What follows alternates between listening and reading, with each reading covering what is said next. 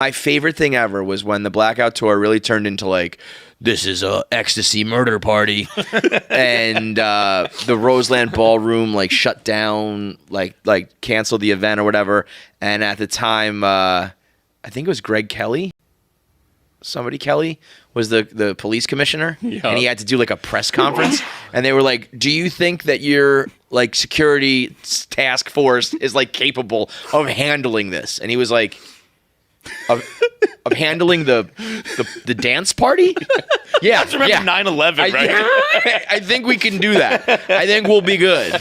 And then they would show footage. They were like the news would be like, look at like the carnage that ensues, and it was like somebody knocked over like one of the barricades outside. It was like, or like one person hopped over a barricade. That was it. It was crazy. Dude, they didn't serve alcohol. We had to smuggle our own into the green room. I remember smuggling it in with Caitlin at the time. She had nips all over her outfit and everything. Dude, I think she had nips down her shoulder. That place has had like insane clown posse to like the Rolling Stones there.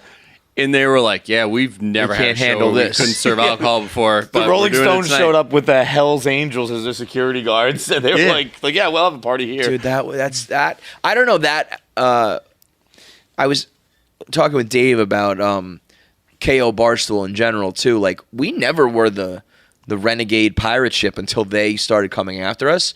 And I don't know if the Blackout tour, it probably in the long run did harm because like it just eventually we had to stop. But I think at some point it was a good thing because people were like, yo, we got to check this out.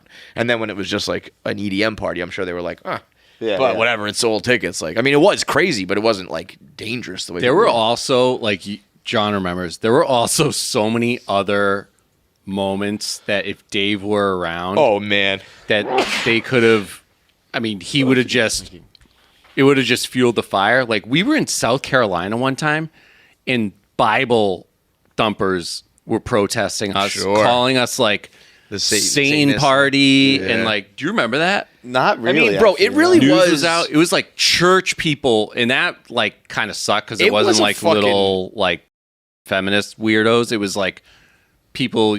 You're like, yeah. It's kind of like my aunt, like over there. I mean, it was not like dangerous, but it was wild. I mean, it was a wild party. It was like, it was people getting jerked off in the foam and were out, girls shaking their ass on stage. And it was really like the last one. You know what I mean? Like I'm sure EDC and Ultra and all that shit, like the big ones are still doing it, but. Please, they went corporate. We never went corporate. Yeah, I was gonna say we stayed pretty fucking grimy. Yeah, Dante shot people in the face. Yeah. I always, not always, but it crosses my mind pretty often. Like, what if somebody tried to do that today, and it just wouldn't. It would never be possible. If you watch just the hype videos that we made, it would never be possible. You couldn't even post the trailer. I know. The sizzle. I mean, I remember looking back at it and I was like. Dude, damn, I need a minute alone. We were doing like at like the XL Center in at UConn. Yeah. Which was where I later that night bedded a woman who was the first person to ever call me daddy. She was the first person to call anybody daddy. I was like, what the fuck was that all about? The first one, bro. You gotta watch that, sweetheart. Have you ever heard of anybody prior to that saying daddy? Dude, that was what, like 2011? Yeah. No chicks were calling anybody daddy in 2011. Daddy. I was like, chill out, Alexander Cooper. But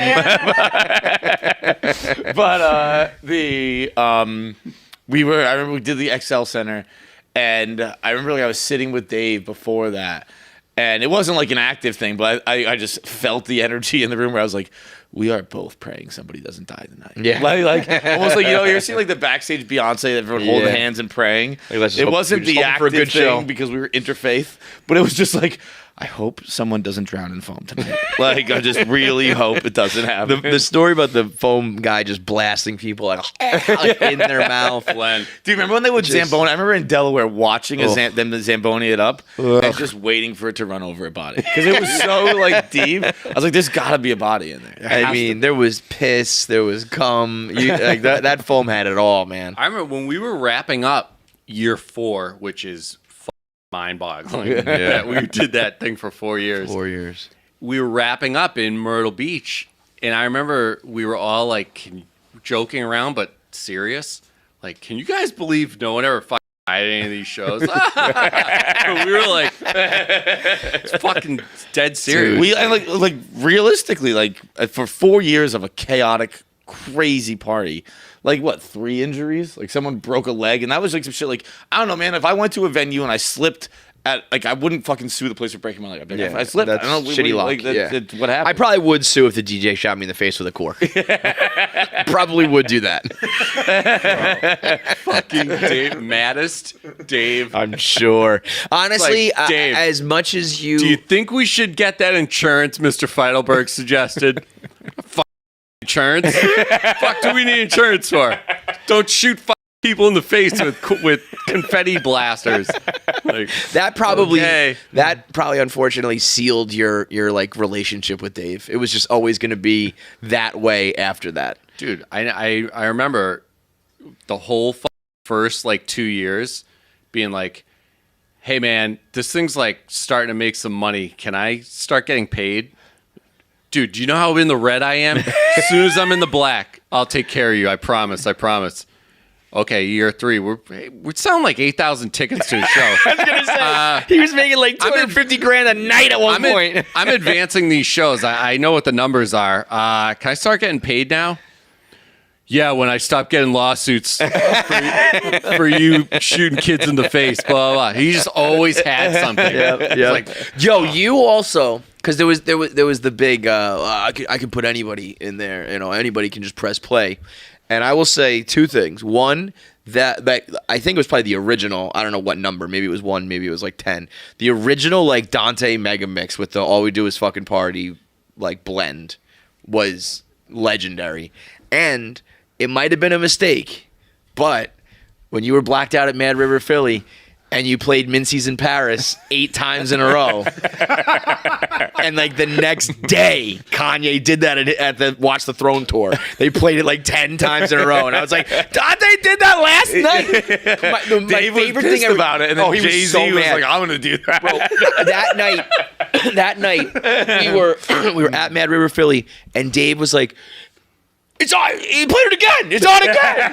Like, we just heard this 3 times. He played it again. And you were on that night. I think you were just ripping Patron like nonstop. That place was a black hole. Oh man, I meet people from Philly all the time, and we'll just be like, "Hey, do you ever fucking go to Mad River and Maniac?"